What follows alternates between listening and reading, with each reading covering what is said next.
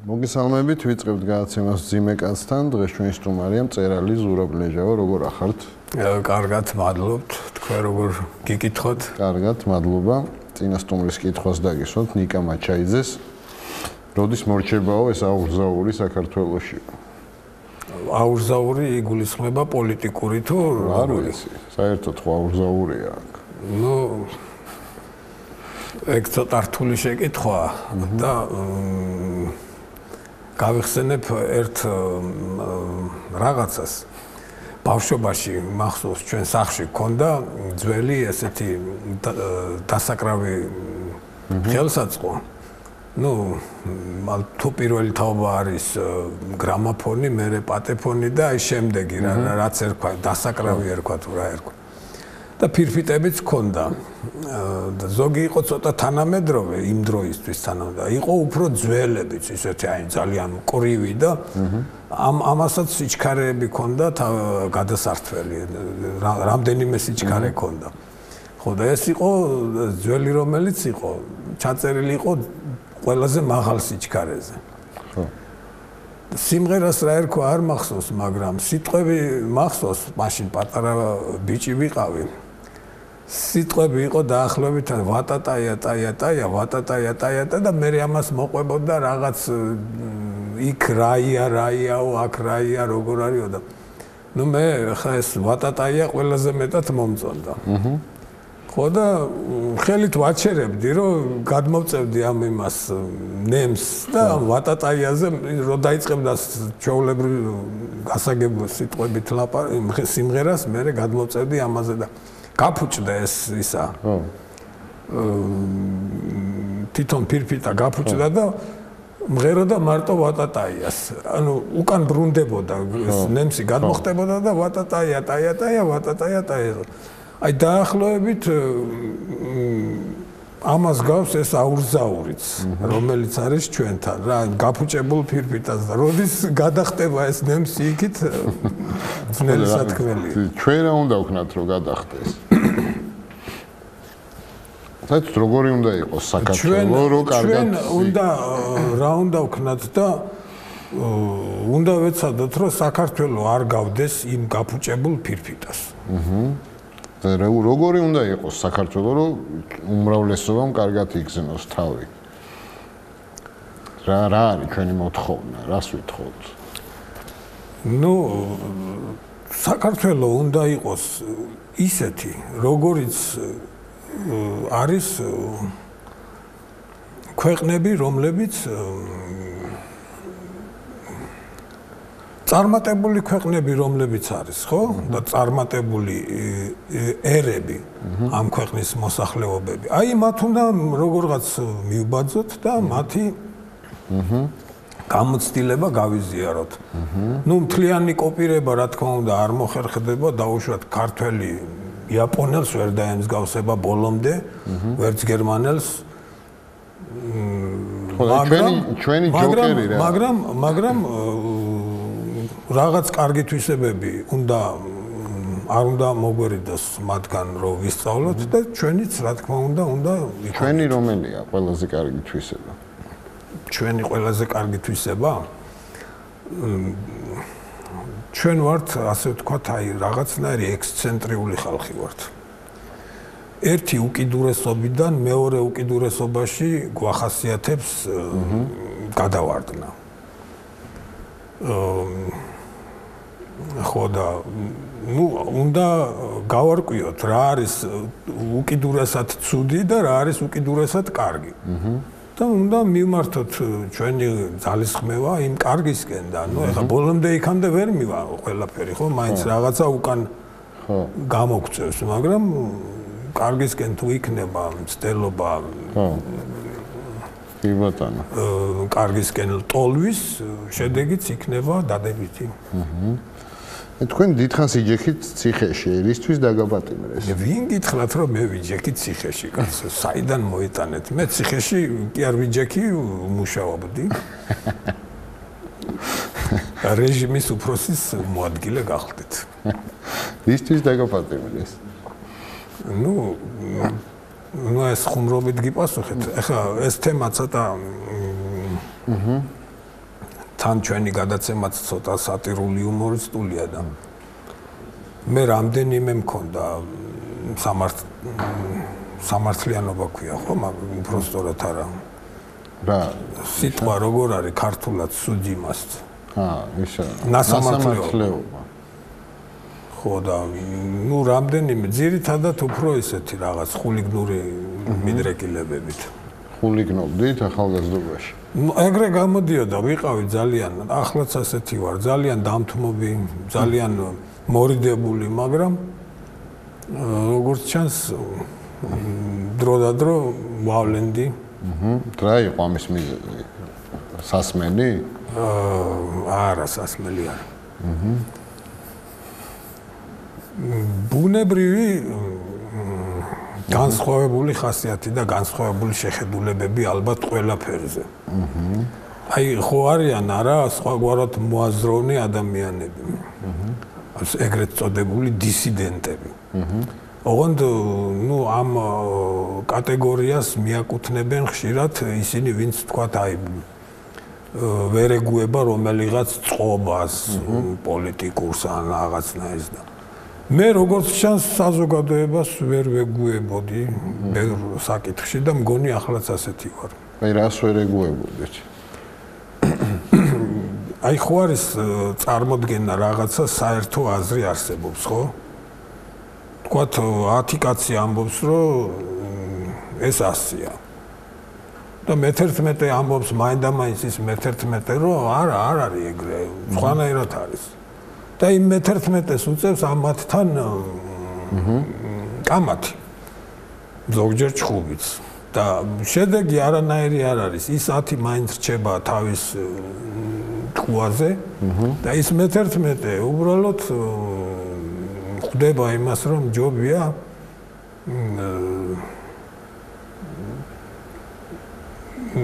ჯობია გაერიდოს ამ დავას და საერთოდ იმ საზოგადოებას. ის მოინანიეთ, რაც გააკეთეთ. თუ არ იყო ეგ თქვენთვის მოსანიებებელი? კი, მოინანიებ. ეხლაც ვინანიებ. ყველაზე დიდხანს რამდენ ხანს მოგიწიათ იქ ყოფნა? მთლიანობაში მე მომიწია 16 წელი. და სად იჯექით უმეტესად? უმეტესად უკრაინაში. უკრაინაში?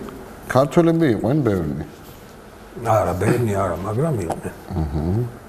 და ეს იგზნობოდა ერთმანეთის დახმარება ქართველებს შორის თუ განსაკუთრებული ოჯახური სიყვარული არ იგრძნობოდა. არ იყო ეგრე და სხვათა შორის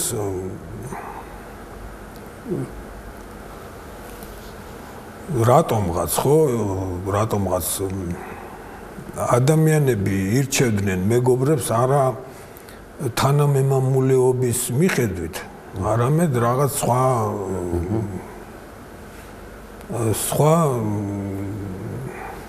თვისებებით კი.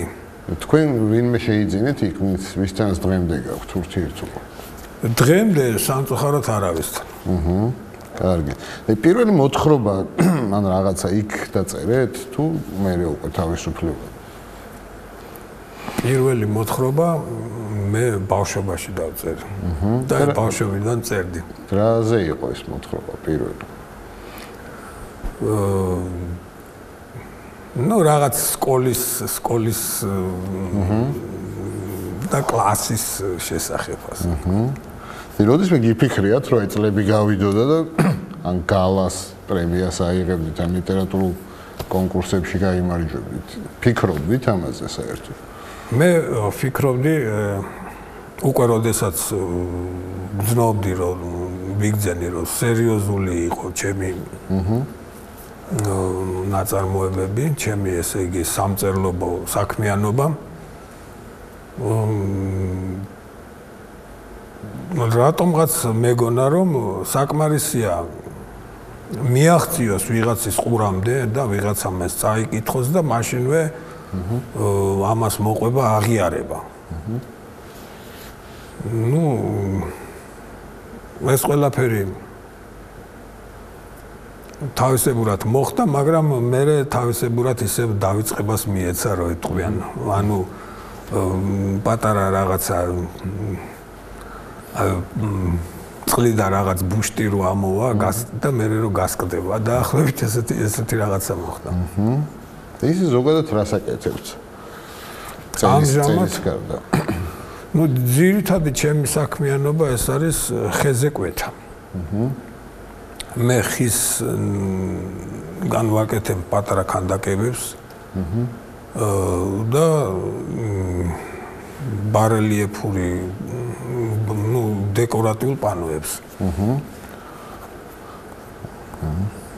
თქვენი საყვარელი ლიტერატურული პერსონაჟი რომელია? ჩემი ნაწარმოებებიდან. საერთოდ. ჩემი საყვარელი რა არის, იცით, ძალიან ბევრია, მაგრამ რა კი ერთის დასახელება საჭირო უცბად, ეხლა უცბად გამახსენდა ყოჩაღი ჯარისკაცი შვეიკი. ხო და რატო იმასაც გეტყვით? ეს არის ისეთი ძალიან ხიარული, ძალიან იმედიანი, ცოტათი მოსულელო, მაგრამ იმავდროულად საინტერესო პიროვნება. და ნაწარმოებიც ძალიან მიუხედავად თავისი ხასიათისა, ნუ იუმორისტულს ვერ დავარქმევთ, ალბათ უფრო სატირულ იუმორისტო, ისეთივე როგორც თქვენი გადაცემაა. ესეც ხო ეგრეა რა, სატირულ იუმორისტულია, ამასაც თუ ალბათ.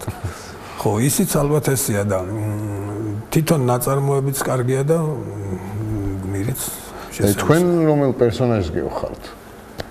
ხასიათით.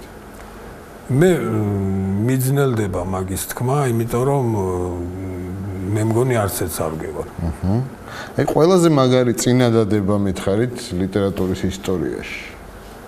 ახლა იცით რა არის, აი ეს ბავშვებს ასწავლიან რაღაც საზეპიროებს სკოლაში. და განსაკუთრებით ზოგიერთი არის ისეთი ძველი ქართულიც არ არის ეს აი გარდამავალი ის არის რა ქვია ფორმა ქართული ენის აი ვეფხისტყაოსნიდან და გრიგოლ ხანძთელიდან და მე მიმაჩნია რომ ეს არ არის სწორი და წინადადებების დაზეპირებაც მე მგონი მე არ დამიზეპირებია უბრალოდ აი ვერ გავიხსენებ რომელი წინადადება არის რა ქვია კი ბატონო აი ქართველი მწერლებიდან ვინ მოგწონ ახლა თანამედროვე თუნდაც დავასახელებდი ლაშა ბუღაძეს და ზურაბ ქარუმიძეს მუსიკოსი აი მუსიკოსი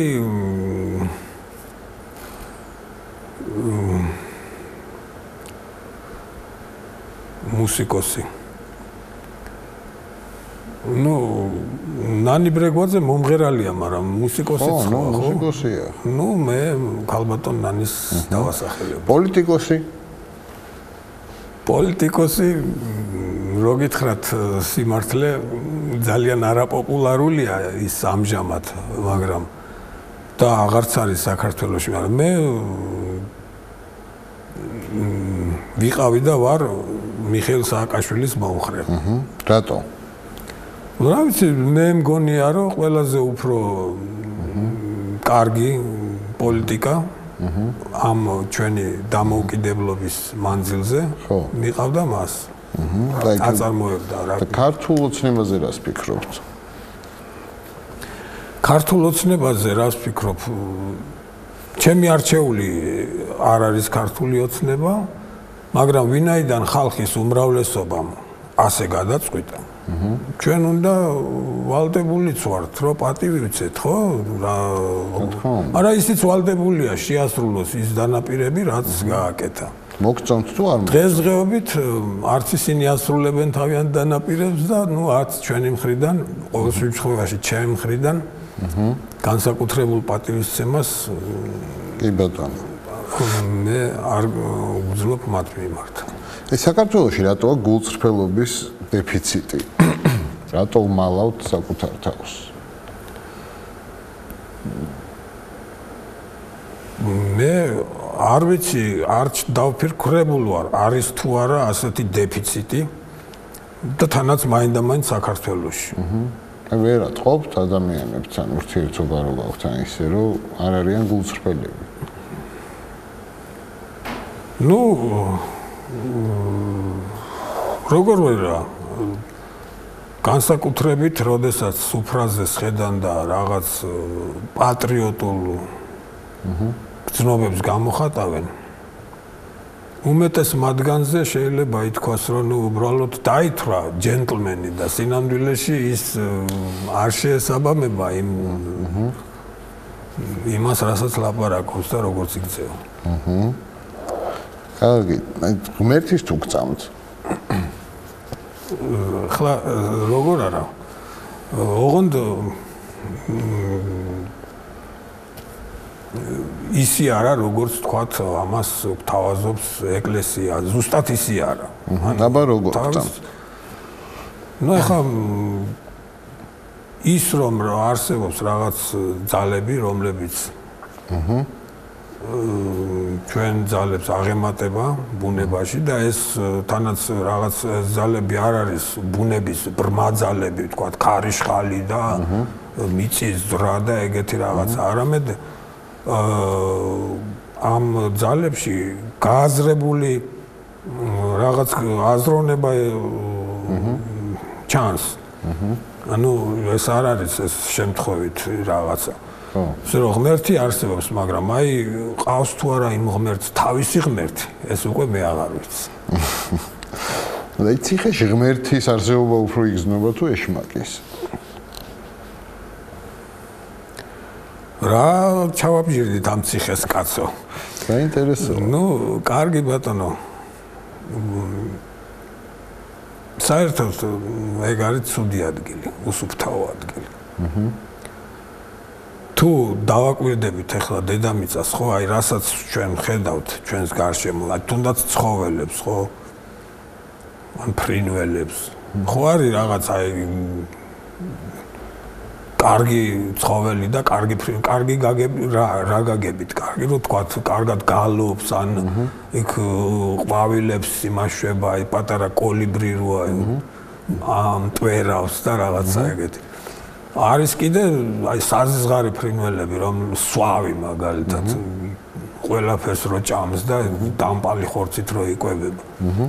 ასევეა ცხოველები, აი აფთარი, მაგრამ ძალიან არასასიამოვნო ცხოველია, ხო? ესე იგი არის ადგილები, სადაც ჭარბობს ეს აფთრები და სვავები და არის კიდე სადაც რაღაც დადებითი უფრო ციხეს თუ ავიღებთ იქ უფრო მე მგონი უფრო ისეთი რაღაც ჯოჯოხეთური ვითარება. და რელიგია ახლოებული. რელიგია რატო შეიქმნა საერთოდ? ისთვის არის საჭირო? და კარგი უფრო მეტი მოუტანა რელიგიამ კაცობრიობას თუ ცუდი? ეხლა რა არის, იცით?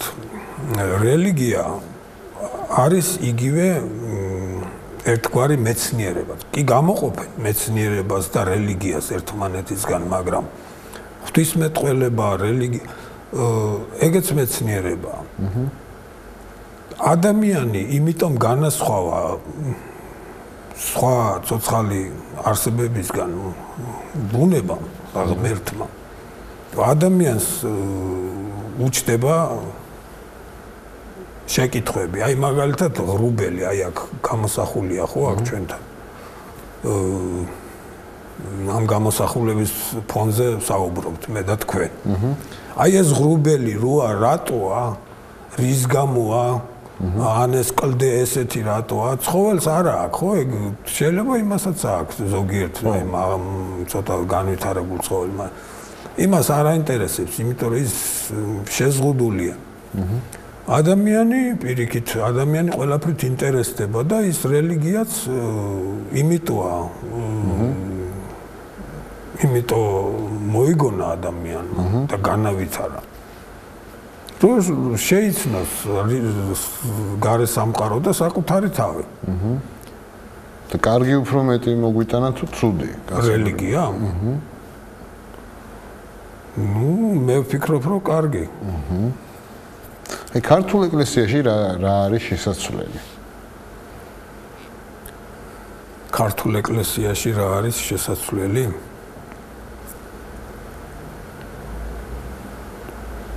ჩემი აზრით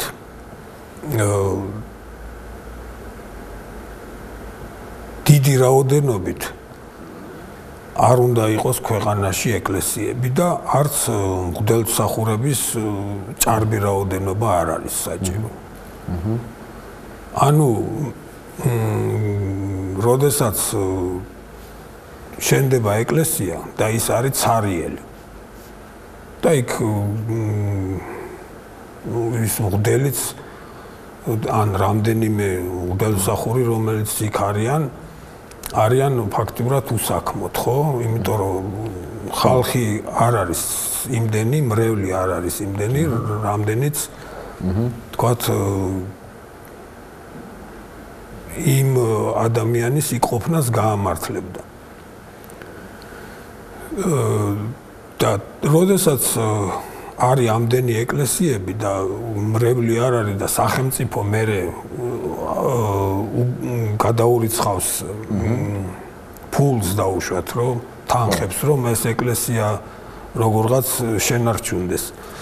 ეს უკვე ჩემი აზრით ზედმეტია, იმიტომ რომ ჯობია იქ მოხდეს თვითონ ეს ჩემი საქმე არ არის, რა თქმა უნდა, მე რო ვიყო, თქვათ, ეკლესიის მეთაური, შევამცირებდი, გადავარჩევდი, ანუ თუ ადამიანი ცოტათი რაღაცით არ შეესაბამება იმ სტანდარტებს, რომელსაც მოითხოვს ეკლესია, იმათ გავათავისუფლებდი იმ დაკავებული თანამდებობა ეგეც, ხო? მაგრამ სამაგიეროდ იქნებოდა ცოტა ეკლესია, მაგრამ ჩვენ გვეცოდინებოდა, რომ იქ დადის ხალხი, ვისაც უნდა იქ მისვლა, ის რიგშიც ჩადგება და კი ბატონო. ყველაფერი, ნუ არ ვიცი ახლა ყველაფერი კარგად იქნებოდა თუ არა, მაგრამ საერთოდ ეს მარტო ეკლესიას კი არ ეხება, ყველაფერს ეხება. მე მგონია, რომ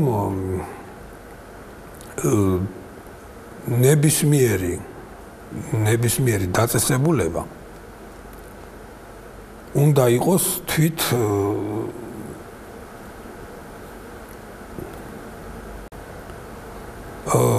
თავის ძალებით უნდა იყოს, ანუ არა სახელმწიფოს ხარჯზე, არამედ თავისი ძალები. აი როგორც ვთქვათ, ეხლა ხო არის თქვენი ტელევიზია, არა? ამ ტელევიზიამ იმდენი უნდა მოახერხოს, რომ თავისი თავი არჩინოს და არ უნდა იყოს ეს სახელმწიფოზე დამოკიდებული. კი ბატონო. გასაგებია. აი შეიძლება თუ არა რომ ადამიანს წიგნი არ ქონდეს საკითხული და ქონდეს ინტელექტი.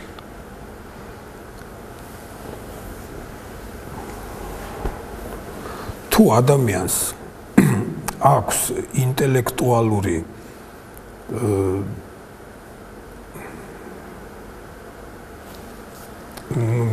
მიდრეკილებები თუ აქვს ინტელექტუალობისადმი და ინტელექტისადმი ის აუცილებლად წაიკითხავს წიგნს და თუ წიგნს არ წაიკითხავს ეხლა არის წიგნის ახალი ფორმები ხო არის ინტერნეტი არის ტელევიზია ეგეც წიგნია და ინტელექტი რა არის მაშინ ინტელექტი ეს არის ის რაც ადამიანმა რაც მიიღო გარესამყაროდან ხო რაც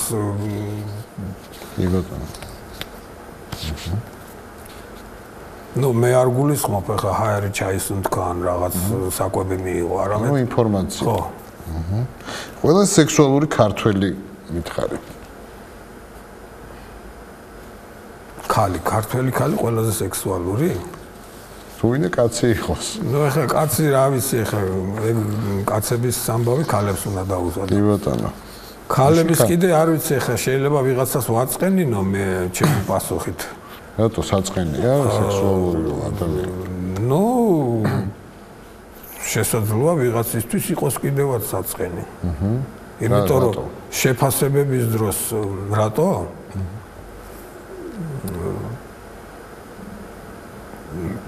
იმიტომ თუნდაც რომ შეიძლება ითქვას, თქვათ მომხიბლავი ქალი. ეს უფრო ჩვენი კაი, ვინ არის ყველაზე მომხიბლელი ქალი ქართველი? რაც ძალიან ბევრი არიან ახლა. აი თქვენ რომელი მოგწონთ? მე ახლა ეგრე გამიძნელდება რომელიმეს კი ბატონო. აი რომელი მადლობა ღმერთს რომ ძალიან ბევრი ყავს ეგეთი. აი რომელი ნაწარმოები გინდათ რომ თქვენი დაწერილი იყოს? ეგ შეკითხვა დაუსვიათ ჩემთვის ბევრჯერ და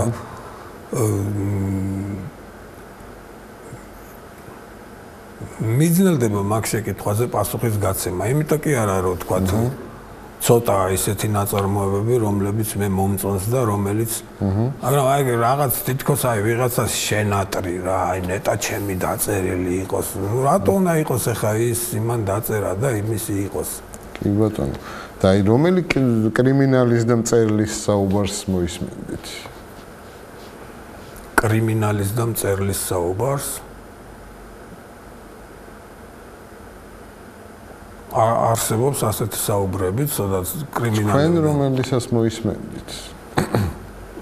ეხლა რა არის იცით კრიმინალის პიროვნულად გულისხმობთ? თუ როგორ თუ რაღაც პროფესიის ცნობილი კრიმინალები. ცნობილი კრიმინალი. ეხლა რა არის პიროვნების დასახელება ასეთი ფორმატში არ შეიძლება. რატო? იმიტომ რომ მით უმეტეს კრიმინალის. იმიტომ რომ იმ ადამიანს შეიძლება სულ არ სიამოვნებს, როდესაც მასზე ლაპარაკობენ და თანაც ტელევიზიაში, ხო?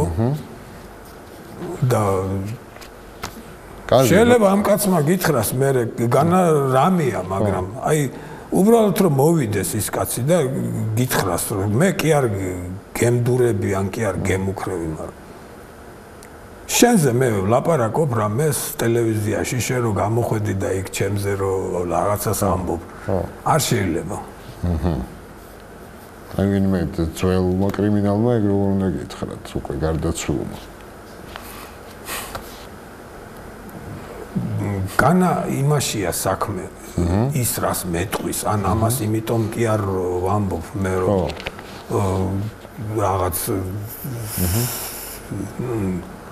რაღაც უხერხულობას გძნო.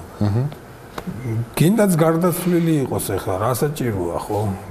ანუ არ შეიძლება ადამიანი გარდაცვლილი თუა, ესე იგი მასზე დამთავრდა ყველაფერი. ანუ არ შეიძლება ადამიანებზე ლაპარაკი, კრიმინალზე, მწერალზე, მხატვარზე არ უნდა ვილაპარაკოთ? შეიძლება, მაგრამ თვითონ აი ეს გასაუბრება მწერალიც მოვიდეს და გითხრას. გასაუბრება ცოტა უცნაური, აი რომელ კრიმინალს და მწერალს ვიფანტაზიოროთ.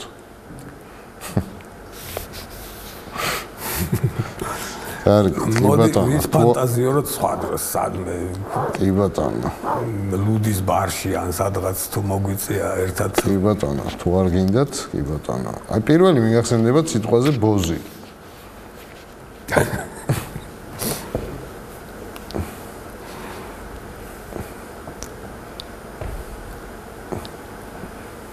მახსენდება ვიღაცა, მაგრამ არ დავასახელებ. კი ბატონო. უბრალოდ ახლა გამახსენდა რამდენიმე. კი ბატონო. დედამიწის ბოლო დღე როგორი იქნება? როგორ ფიქრობთ? დედამიწის ბოლო დღე? ნუ იქნება საერთოდ ბოლო დღე. დედამიწის? დედამიწის კი არა, ნუ ძველი ინდური სწავლებით სამყაროები იბადება, მერე ეს კვდება ეს სამყაროები, მერე იმ ადგილზე ახლიდან იბადება. ეს მარტო ძველი ინდური კი არა, თანამედროვე მეცნიერებაც ამას ამტკიცებს. და ეს სამყაროების დაბადება და და გაქრობა. გავს აი იმ ბუშტს, წეღან რო ვთქვით რა, რაღაცა ოკეანეა და ზღვის წვეთი დაეცა ამ ოკეანეს, ეს ბუშტი გაიბერა და მე უცბად გაქრა. აი ეგეთი რაღაცა. დედამიწაც რა თქმა უნდა, როცა იქნება, როდის ეს იქნება, მე არ ვიცი, მაგრამ როცა იქნება, იმ მასას შეუერთდება, რომელიც ხანს კდება და ხან ისა კვირდება. აი ამათგან ვინ იქნებოდა ყველაზე კარგი მწერალი? ამათგან პირველი ისედაც იყო მწერალი, ხო მართალია. დანარჩენებს ახლა არ ვიცი. მე მგონი აქვთ ხო რაღაც წიგნები დაწერილი. არ ვიცი. ვერ გეტყვით. კაი მწერლის მონაცემები რომელს ჰქონდა?